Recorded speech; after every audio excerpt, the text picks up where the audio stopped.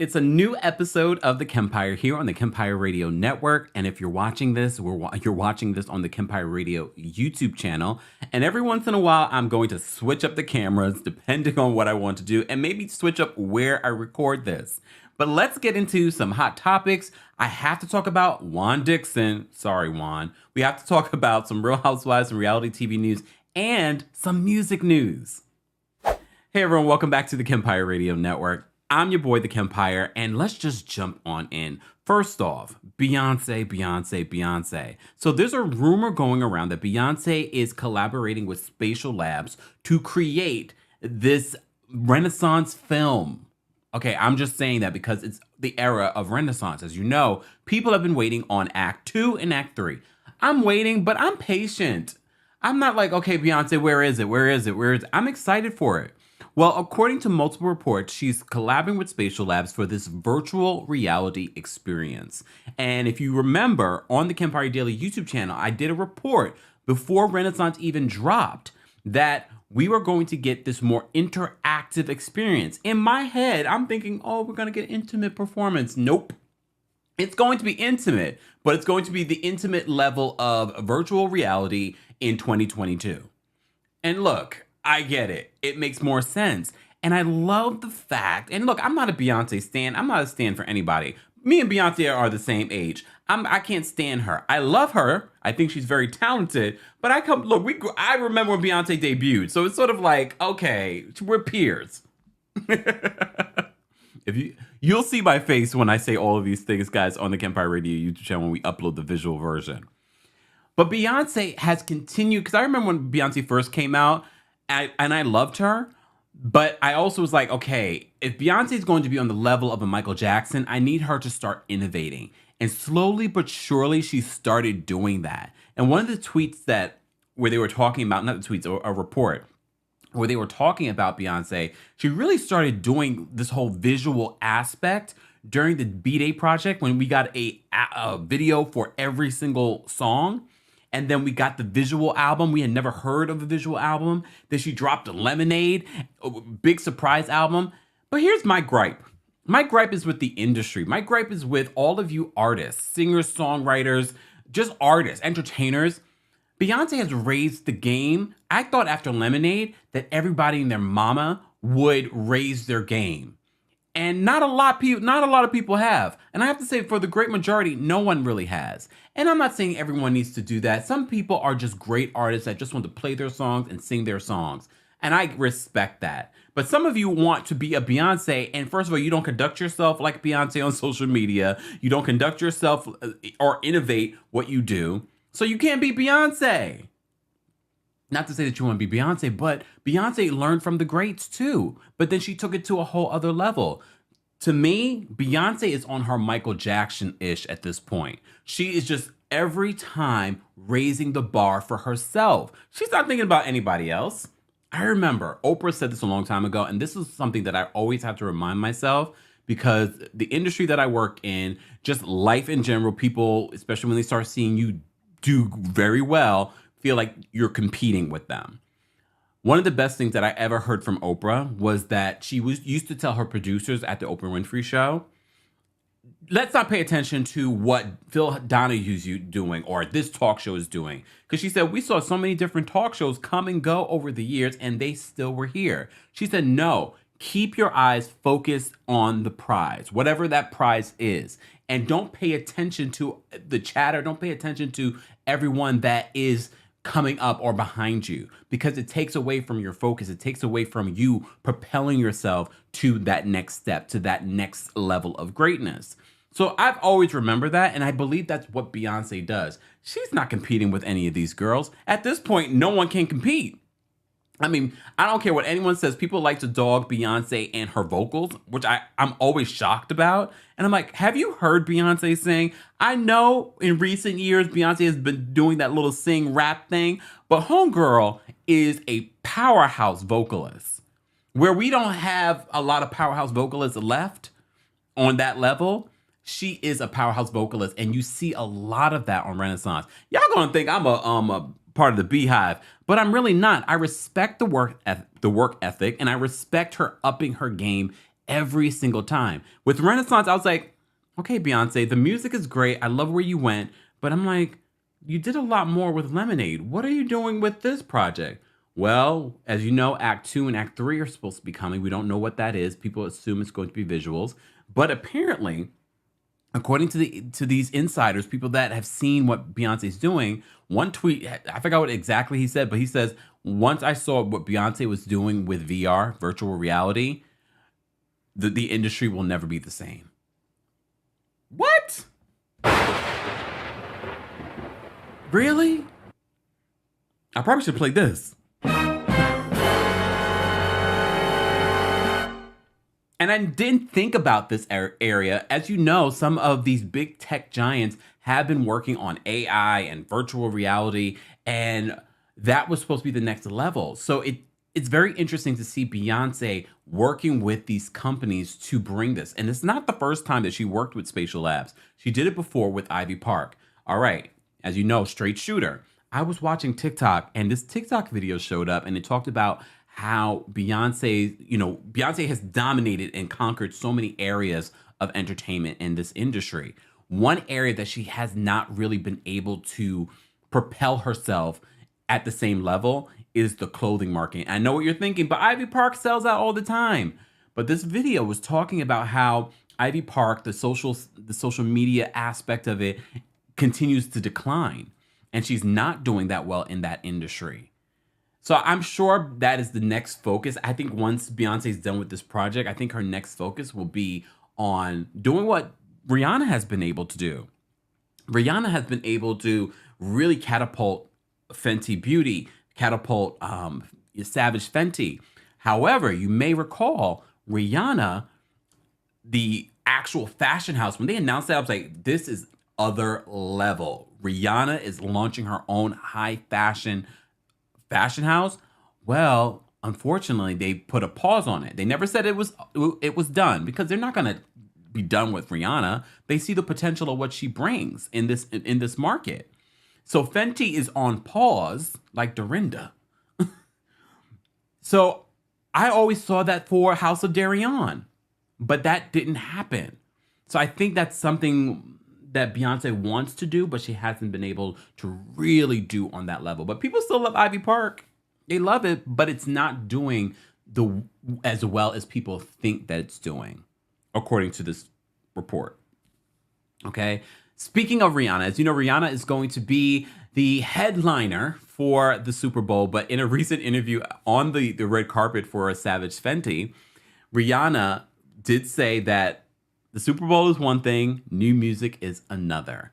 Although we got 2 new songs from the Wakanda Forever soundtrack. I don't know if you guys have seen it. At the time of this recording, today is the premiere. Happy half birthday to me, and happy 11/11/2022. Powerful day. I love 11/11. Born on 5/11. My half birthday is 11/11. Just saying. Coincidence, you think? Anyways. So everyone thought that, new music. And Rihanna said in this interview that she knew when she put out this, that she was going to be a part of the halftime show, that people were going to be like, oh my God, they're going to expect a new album. She was like, I need to go back to the studio. And I'm like, Rihanna, the album should have been done. The amount of times you've been in the studio. But look, she's been working on this for a few years. Doesn't mean that the album has been put together. She probably has quite a few songs. But I wonder, is it intentional that she took this break? Because remember, there was a period where Rihanna put out an album every single year. So I was okay with Rihanna taking a break. I was like, girl, take a break. That's what the artists used to do back in the day. Michael Jackson, Janet Jackson, Whitney Houston, they used to take 3, 4, 5 years before you would get a new album. But in this era, you can't do that anymore unless you're Rihanna. So Rihanna says those are 2 separate things, so don't expect a new project from her after the Super Bowl or before the Super Bowl. Maybe. But I'm excited to see Rihanna at the Super Bowl. To me, that's the only reason why I'm watching it. Let's be honest. I only watch because of that. The last big Super Bowl performance that I enjoyed was probably the collaboration with Shakira and J-Lo. That was really a good performance, even though J-Lo felt the way that she felt. J-Lo, it's okay. It's all right. J-Lo could have carried her own, and so could have Shakira. But I'm glad they did it together. To me, them doing it together was pretty cool. But I get it. I get it. They're both major stars. Speaking of major stars, Whitney Houston, may she rest in peace. First of all, also may Aaron Carter rest in peace. And as soon as we found out that Aaron Carter, almost a week ago, passed away at his home in the bathtub, I immediately thought of Whitney Houston because that's how she died as well as her daughter Bobby Christina. So it's just kind of eerie. I'm just like, whoa.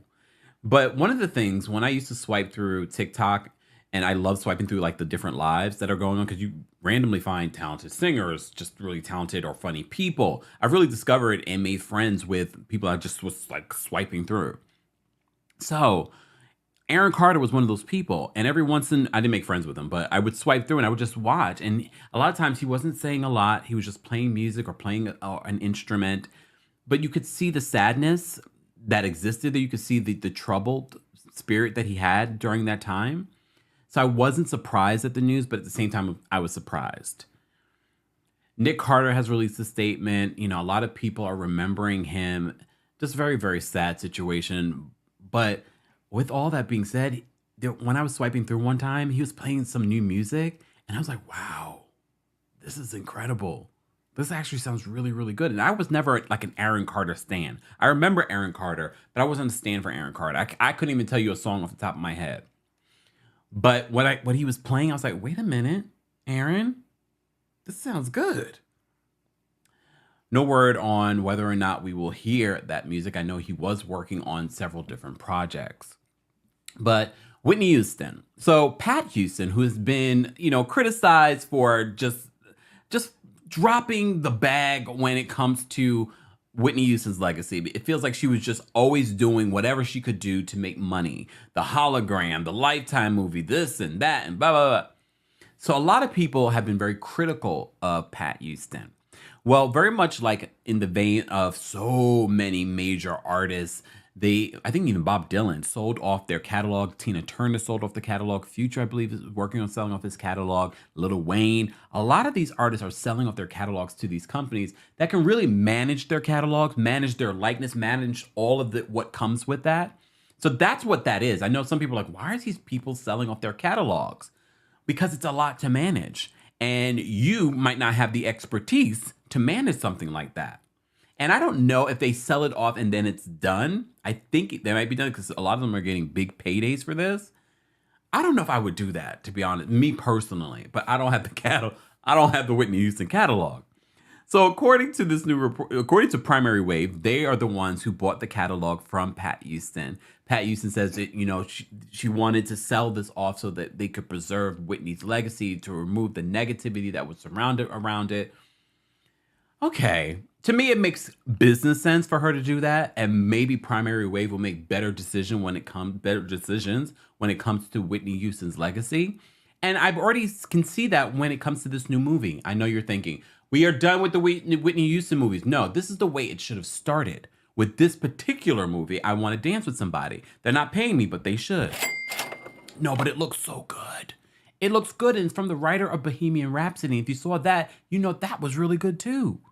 So I'm now that it's coming out now, I don't think it can be considered for the Oscars. Not this year's Oscars, maybe for next year's, but I don't even think that's going to happen. But based off the trailers that I've seen, it looks really good, and it's coming in December. And this is a project that Primary Wave has been a part of. I've heard of Primary Wave before. They are behind some of the music catalogs of some legends. So they bought her Whitney Houston's likeness and catalog, and they will be probably rolling out a bunch of different things. Not probably, they announced that they'd be rolling out a bunch of different things, a Max Cosmetics thing or this or that. So this is all big business. I'm sure Pat Houston, the estate, got a pretty big payday. But don't forget, Sissy Houston is still with us, and I'm sure she's still taken care of by the estate of Whitney Houston. So at least not just Pat Houston, but Pat Houston's husband, who is Whitney's brother, and Sissy Houston and her other family will be taken care of. And I think Whitney, who was already doing that while she was alive, would still want that to continue. Sidebar, shout out to Spice. Spice, the queen of dancehall. There were quite a few rumors that Spice was in a coma, had a heart attack, that she had went to the Dominican Republic for some surgery and fell into a coma. Well, she broke her silence this week and said none of that is true. She actually had something else happen to her in regards to her health, but none of what we heard was true, that she died or that she had a heart attack. She said none of that is true, but she's on the mend and she's right now recuperating.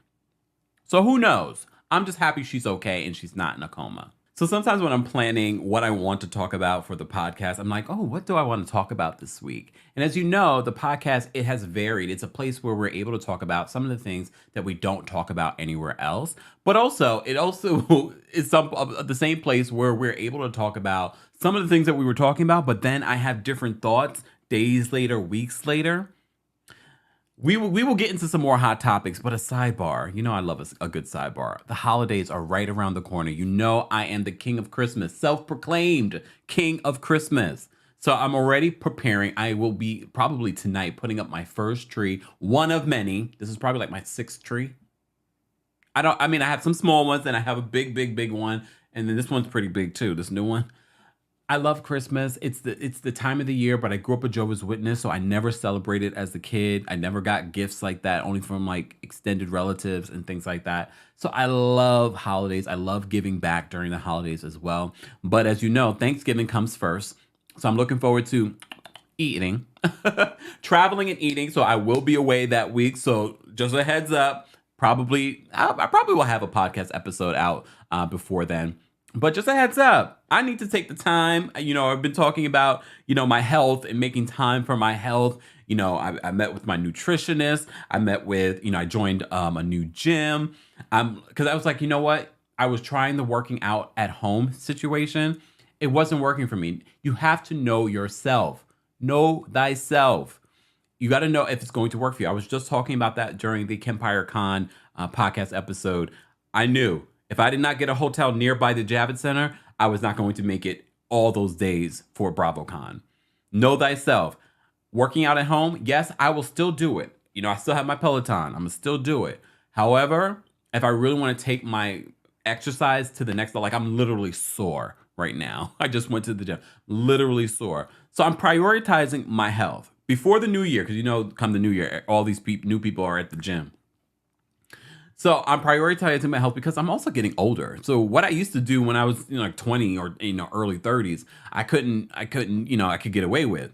I'm getting older. I gotta do a little bit more, So I'm trying nutritionist, because that's the most important part when it comes to diet. When it comes to if you're trying to lose weight, if you're trying to get fit, if you're trying to be healthy, even if you didn't work out, if you did your nutrition, that would make a whole hell of a difference. So I'm working on it. As I take a sip from my Kashava shake. They're not a sponsor, but they should be. All right. So I'm getting ready for the holidays. I'm actually really excited. This is, I don't really love the cold, but I love, even though it hasn't been cold in New York, literally today it's hot and humid. It's November. Anyways, so I'm getting ready for the holidays. I'm excited for the holidays. I'm excited for what we're going to do on multiple platforms. So if you're not following us on other platforms, you might be missing out on things. Okay, self-promo. If you're not following me on Twitter, you're missing out on random tweets that I post that I don't post anywhere else.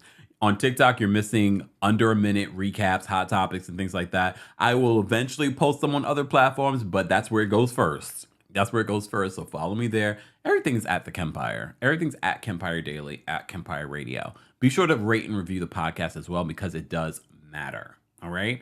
Anyways, Wendy Williams. I can't help it. Every time we do a podcast episode, there's something to talk about when it comes to Wendy Williams. So Wendy Williams, the last time we reported on Wendy Williams, they were saying that she was reaching out to friends, looking to party. This was according to reports.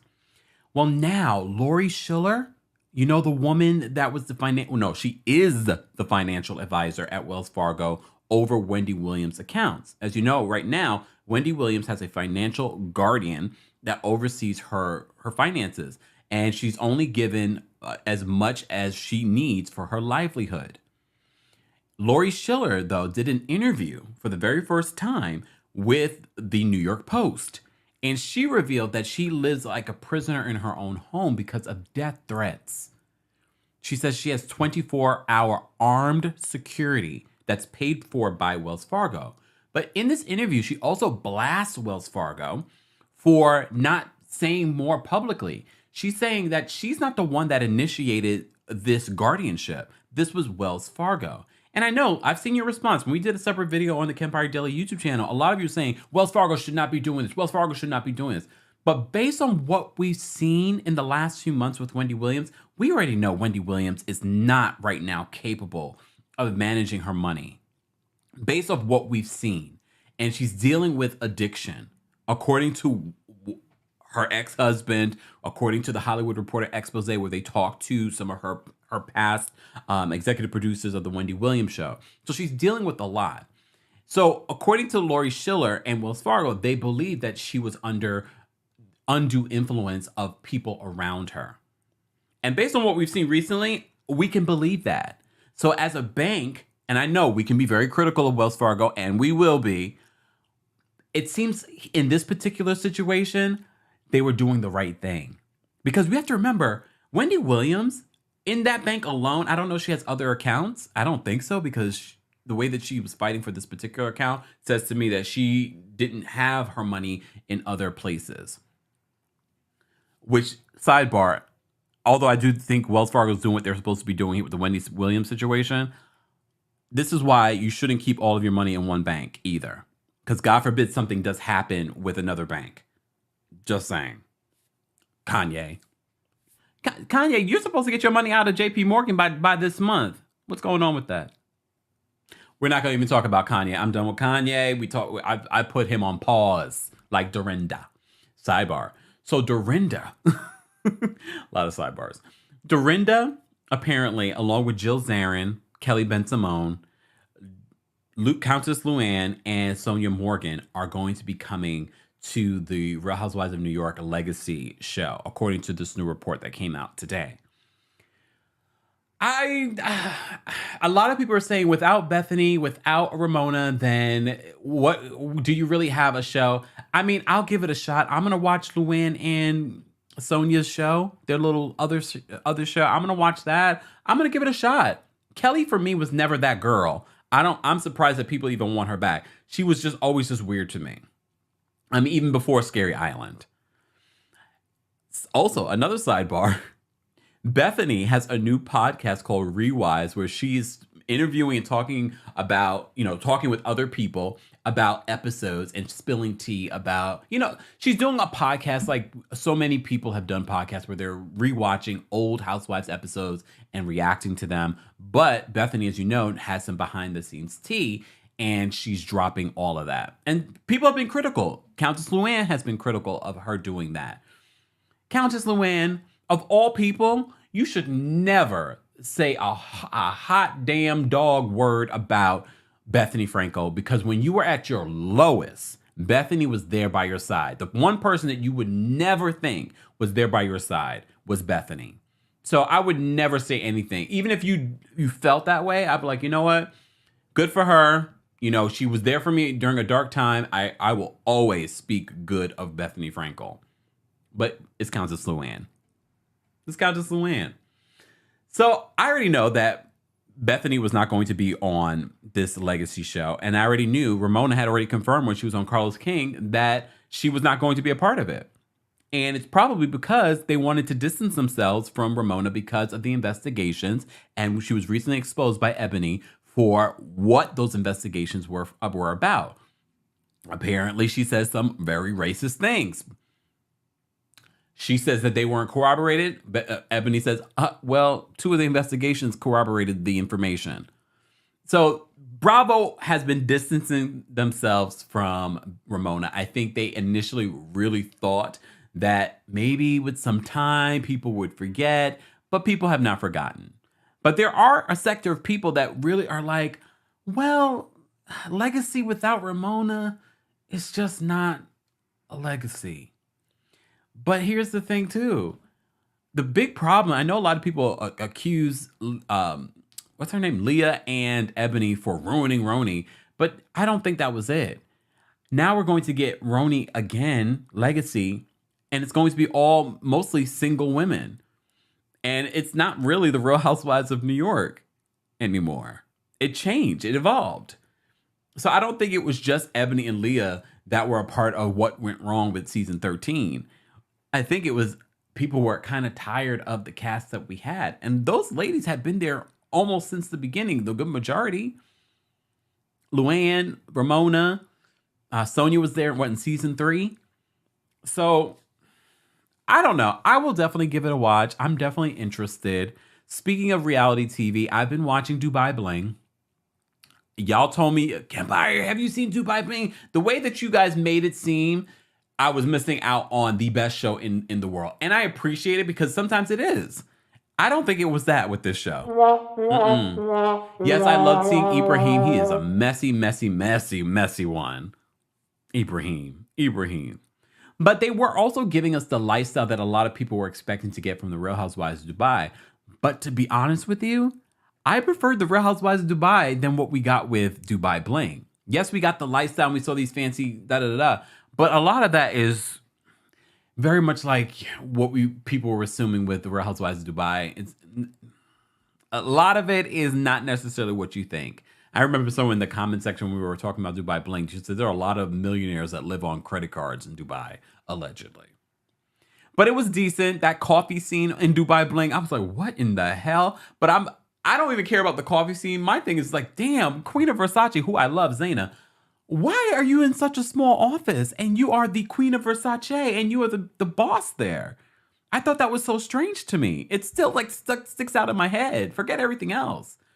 But Bravo producers, I don't know if you listen to the podcast. Y'all need to get Safa. But I just saw photos at some sort of Versace event of Lisa Milan and Shania Ayan. And they were with Farhana, who was the influencer that was on Dubai Bling. And I was just like, uh-oh. But according to my sources, some of these ladies have auditioned for different shows that in Dubai. So some of those Real Housewives of Dubai were being considered for Dubai Bling, vice versa, allegedly. But Dubai's not that big, so I'm not surprised that these ladies may know each other. Dubai, I hope Real Housewives of Dubai season 2 is so much better. I think season 1 was solid, but we've got to figure it out. It's got to be more interesting and more entertaining than what we got. You know what I mean?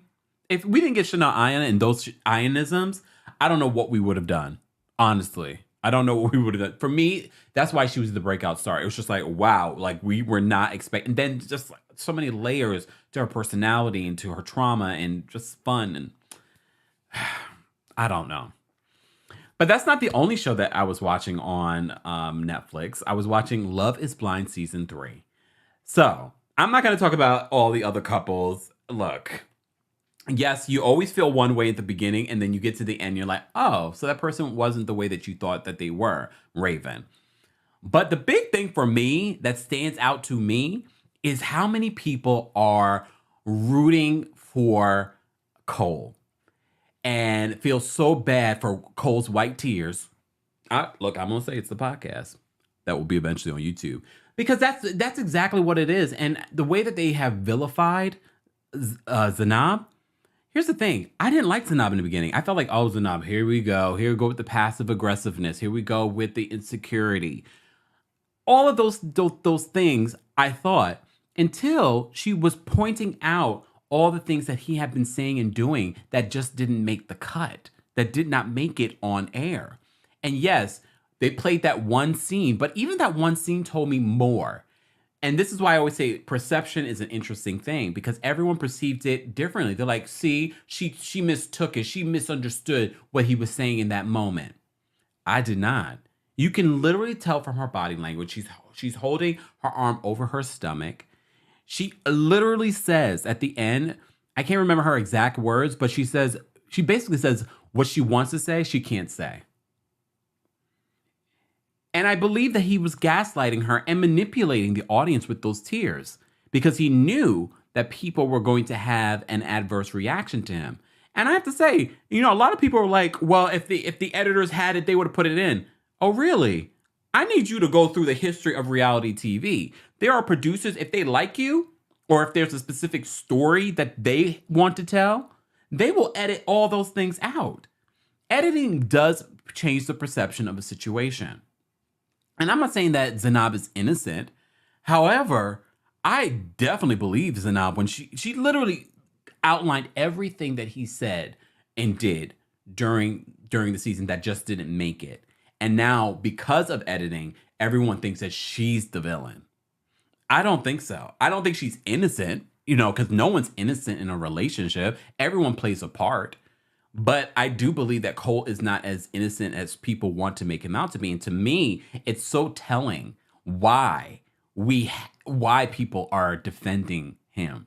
It's societal, it's cultural, it's something that we have done for so long. And this is why men that look and act like Cole have gotten away with very much what he's done for years and decades. That was my perception. And I know a lot of the fans of Love is Blind feel differently. They feel like, the real villain of season 3 was Zanab. I don't think she's a villain. I don't think that she would intentionally say those things about Cole if there was an actual validity to them. But reminder, at the reunion, when he starts crying, he says over and over again, I never thought that I would say those things. Go play back that moment. He's literally admitting in that moment that he did say those things. He did make her feel that way. And look, there are things that I probably say that offend people that I didn't know, especially as a tourist. Sometimes we're just so blunt. People are just like, oh. So there are things that people say that we don't know that they're going to react that way. I've had that situation with friends who they had a whole perception of something that I said. And I was like, really? I didn't realize that. So it's very much, it could be that with Cole, but that doesn't make Cole innocent. Damn, I went in on that because I've seen because you know how Twitter is. Twitter is a hot mess right now. Anybody can be verified. You get a verification. You get a verification. You get a verification. I got a verification, but I've always had Twitter Blue because as a professional who uses social media, Twitter Blue has some really great benefits. I've had it for, oh my God, probably almost 2 years. But I should have been verified otherwise anyway. I've been on television. And no, I'm not talking about the Real Housewives of Beverly Hills. I was on television before. I was on The Insider. Remember The Insider? When I interviewed Oprah 12 years ago. And I've been in multiple publications. Look, it's a whole situation, but Elon Musk is a whole situation too. That's a whole, look.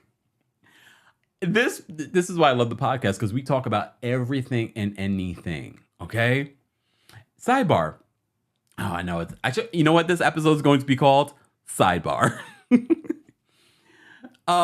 This week, of course, we have our Tuesday takeover, which grew from on the Kempire Daily YouTube channel. We went from our 90 Day Fiancé recaps to TLC takeover to Tuesday takeover, which is a mashup of reality TV news, pop culture news, those kinds of things. Well, because Real Housewives of Salt Lake City has been so bad this season. That's really upsetting to me, so I'd appreciate it if you didn't say that. Or it's been so bad this season, I was just like, I'm either going to not go live and recap the show, which would be very weird because I recap all of the Real Housewives, even OC, which is a show I recently got into. But I said, you know what? No, we're going to turn it into Thirsty Thursdays.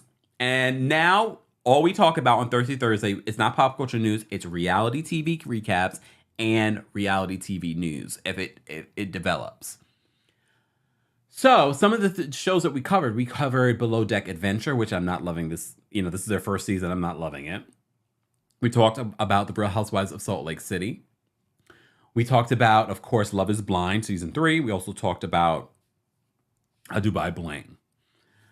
But the news that we talked about was Robyn Dixon and Juan Dixon. So before we get to the Juan Dixon part of this, Robyn has been facing a lot of backlash, and the producers of the Real Housewives of Potomac have been facing backlash for colorism. So the conversation of colorism has come up multiple times over the last few years because, Candace brought it up, Dr. Wendy Williams brought it up, And look, I'm not denying that colorism exists, but at the beginning, when they first started bringing this up, I thought it was interesting, the person that brought it up, Candace.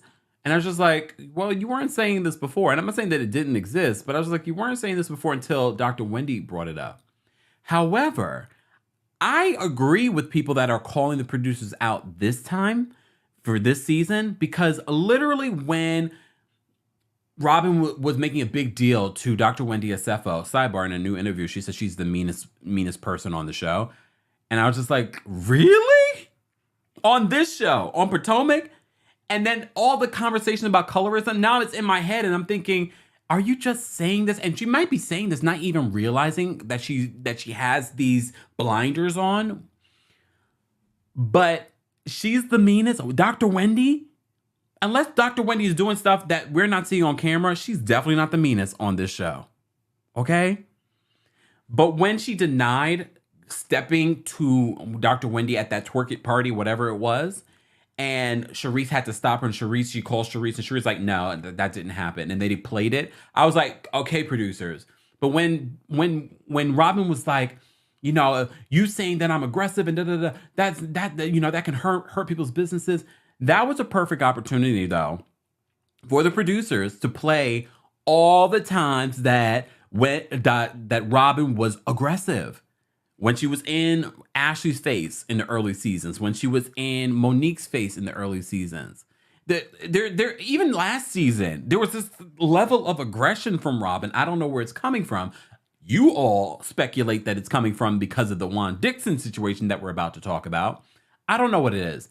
I can see why people feel there's a level of colorism going on with the Real Housewives of Potomac.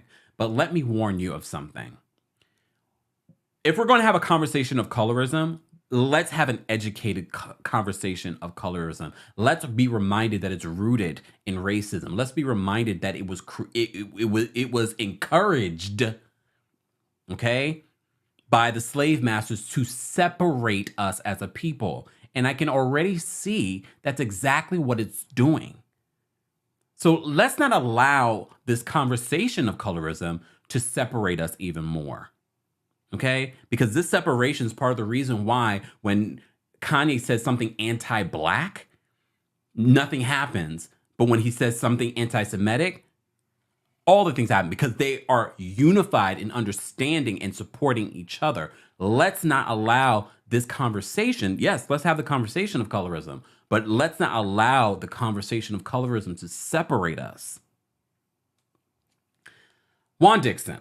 I am so glad that Juan Dixon is not right here right now because I need to talk about him. So I did a whole report talking about this recent article, this lawsuit that came out, this complaint that came out against the University of Coppin State University. So a former student is accusing a former assistant coach who was also a former student of harassment, SA, certain words we can't use here on YouTube and platforms, and all the things of setting him up, of harassment, all kinds of things. But also in this complaint, this person is accusing Juan of having knowledge of it and doing nothing, and even allegedly covering it up.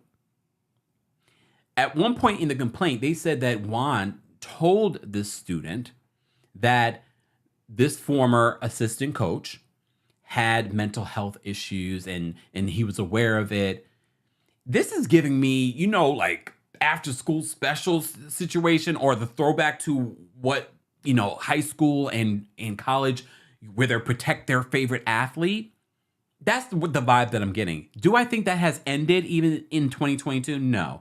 We know very much so in the world of sports, schools will protect athletes because it's a major moneymaker for colleges. And yes, a lot of you have been linking me to the finances of Coppin State. Allegedly, their finances have been suffering and their enrollment has been down in the last few years. I believe someone said like 2015, allegedly. So this might be a major problem, not just for Juan Dixon, but for the university as well. But now that this complaint has been filed, they are going to have to investigate. And hopefully Juan Dixon protected himself and covered himself and did report it to his athletic director, because the athletic director is also being accused of not doing what they're supposed to be doing. As you know, I have a history of working in human resources, so I have an understanding that when you are aware, especially in a managerial level like Juan, you are a mandated reporter. I mean, we all are, but more, definitely as a manager, if this is reported to you, you have to bring it up. And now here's the thing. This is a very tricky area for Juan, because this story would have been a story. It would have been a story. I'm sure a blog or two would have picked it up. But because it's associated with Robyn Dixon from Bravo, from the Real Housewives of Potomac, and millions of people watch it, this has brought more eyes and more. Look, we're talking about it. I normally probably wouldn't talk about this. Here we're talking about sports again. Here we go. Well, I've been covering a lot of sports lately. I even was talking about Kyrie Irving this week. But this is a very serious and touchy case. As I said to you before, a lot of you have been sending me a lot of information. A lot of you have been on this person's, the person being accused. You've been sending me his LinkedIn and possibility of more victims, allegedly. We shall see. I'm going to pay attention to how this plays out. But you know, we have our DMV sources. A lot of you have been spilling all kinds of tea in my DMs. I got to go clean that up. Because I'm recording, and more than likely this will come out on 11/11/2022. Right? Okay. Let's talk about manifesting. A lot of you have been asking me, how do I manifest? You know, what's the whole idea about manifesting? That is a long conversation. But one thing that I think is important is the conversations that we are having with ourselves, the things that we constantly tell ourselves. A lot of people are always saying to themselves, I can't do that, I'm tired, or you make all kinds of rationalizations of why certain things can't happen in your life. I've gotten out of that. I'm still guilty of it. Don't look, because I'm human. Things happen.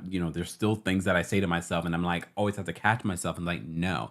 But I will also put Post-its up in areas of my house where when I wake up in the morning, I want to say to myself, something amazing is happening for me today, or something amazing is going to happen to me in November. But it's also about saying it, believing it, and then letting it go. Because some people will say it, do it, and then they'll be like, okay, that's a week later, it didn't happen. I guess this is not working. No, there is a level of believing without connecting to it anymore and just letting it be. And then you'll be surprised when it shows up, you're like, oh, damn. There's so many examples of this that I've seen in my life, over even beyond, quitting my job and doing this. I've been setting myself up. Like, I could have probably done this a long time ago, but right now is the exact time. And then now I feel like, now that I've started this journey, it's just more and more and more and more. But there's plenty of things that I want to manifest. One of the things and writing it down is important, but here's the thing. I know you'll probably see all kinds of people talking about, you should do this, you blow this, you should write this down. All of those things work, but they work because you are putting the belief into them working. You don't need to do any of those things. All you need is your brain. All you need is the belief. All you need is yourself. You don't need to do anything. Yes, those things help people manifest because they feel they need those things to do it. You'll see people writing on bay leaves, or you see people writing, in their journals. It's powerful to do those things. However, as you become a strong, powerful manifestor, Oprah recently said that she's like, she doesn't need to do any of those things. She can think it and it will be done, because she's been practicing this for a very long time. And once you master it, you won't need any of those things. But if you're new to manifesting, then you should try those things. You should try writing those things down. I still write Post-it notes, affirmations to remind me, when I start my day. And look, I will try a ritual. Okay, calm down. Not that kind of ritual. Like if someone tells me, one of the things that I do at the top of the month, I'll put some cinnamon, because cinnamon is supposed to be very powerful, and when it comes to manifesting, and especially for abundance, and I'll blow some cinnamon through my front door if it's going to bring me some abundance. What does it hurt? What does it hurt? Not a thing. So because it is 11/11, my half birthday. Happy birthday to me. Anyways, I really don't celebrate. I didn't do anything for my half birthday. It's just kind of cool. Like, wait, my half birthday's on 11/11, 2022. Come on. It's a powerful day to create what you want in your life, but you can do it whenever. It doesn't have to be 11/11. It can be tomorrow. It can be 11/12, 2022. It could be 12/12, 22. It doesn't matter. What matters is your belief behind what you're trying to create. Okay?